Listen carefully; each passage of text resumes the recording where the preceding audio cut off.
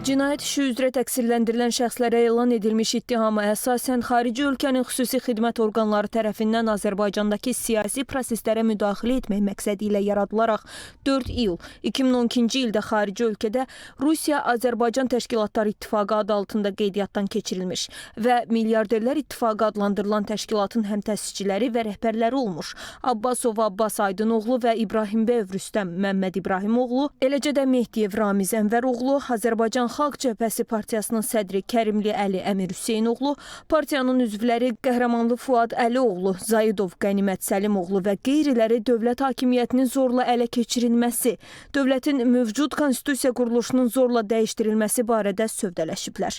Onlar 2013-cü ildə Azərbaycan Respublikası prezident seçkilərində xarici ölkə vətəndaşı Rüstəm İbrahimbəyovun namizədliyini irəli sürən Demokratik Qüvvələrin Milli Şurası adlı təşkilat yaratdıqdan sonra xarici xüsusi xidmət orqanlarının maddi yardımı və digər formalarda təşkilatı dəstəyi ilə dövlət hakimiyyətinin zorla ələ keçirilməsi üçün kütləvi ixtişaşların törədilməsi, hakimiyyət nümayəndələrinin qanuni tələblərinə tabe olunmaması, ictimai qaydanın, nəqliyyat, müəssisə, idarə və təşkilatların işinin pozulması istiqamətində fəaliyyət göstərmiş, həmçinin bu məqsədlə Respublikanın müxtəlif rayonlarından insanların cəlb edilməsi üçün AXCP-nin üzvü İbrahim Məmməd Əzizoğlu və digərləri vasitəsilə qəbul etdikləri 933 min manatdan çox pul vəsaitini, o cümlədən Ramiz Mehdiyev və Abbas Abbasovdan əldə edilən maddi vəsaitləri qeyd olunan əməllərin törədilməsinə yönəldiblər. Milyarderlər İttifaqı adlandırılan təşkilatın üzvlərinə yaşadıkları xarici ölkədə tabeliklərində işləyən və ya digər formada himayələrində olan Azərbaycan vətəndaşlarının 2013-cü ildə prezident seçkiləri zamanı Azərbaycana göndərilmələri, onların hər birinin Azərbaycandakı qohumları və yaxınlarını cəlb edərək, xarici xüsusi xidmət orqanının təlimatına uyğun şəkildə mitinqlər və kütləvi ixtişaşlarda istifadə olunmalarını təmin etmələri barədə tapşırıqlar verilib.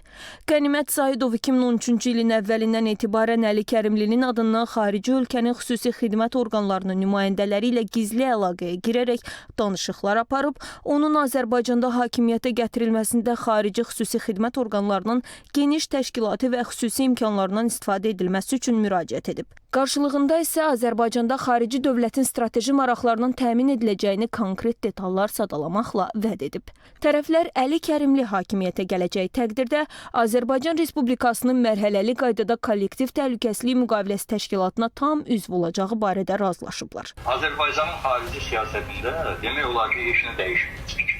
Əli Kərimli gələndən sonra hakimiyyətin xarakteri, siması, mahiyyəti dəyişəndən sonra da deyəcək ki, kollektiv təhlükəsizlik stratejisine qoşulur. Yəni, bu da ola bilər. Qarşılıqlı qarantiyalardan hər şey asılır.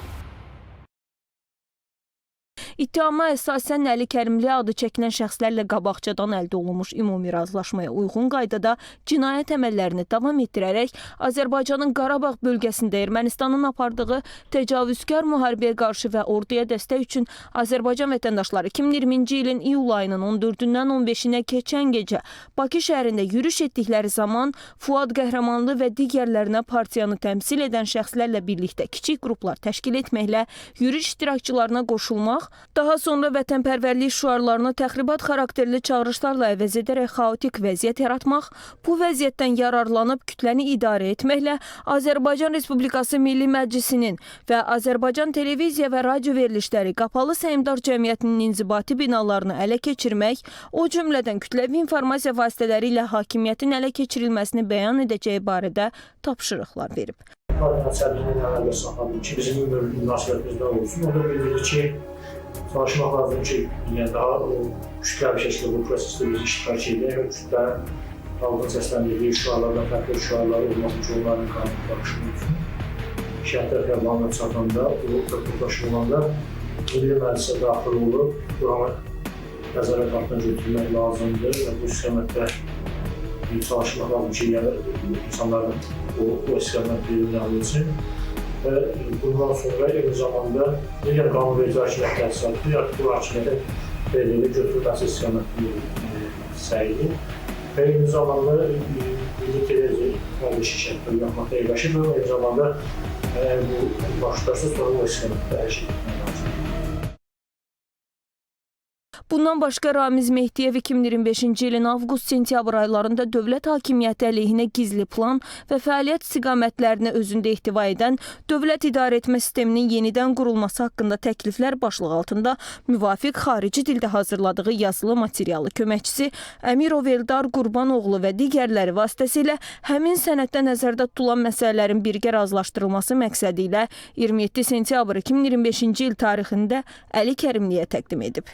2025-ci ilin oktyabr ayının 3-də sözügedən yazının yekun redakta olunmuş nüsxəsini qabaqcadan şəxsən əlaqə saxladığı xarici dövlətin xüsusi xidmət orqanlarının rəhbər vəzifəli şəxslərinə faktiki sahibi olduğu Şərq-Qərb Açıq Səhmdar Cəmiyyətinin əməkdaşları vasitəsilə göndərib. Я ему хочу послать, знаете что? Я подготовил документ один. Вы слышите? Да, я слушаю, да. Предложение по преобразованию систем государственного управления в Азербайджане.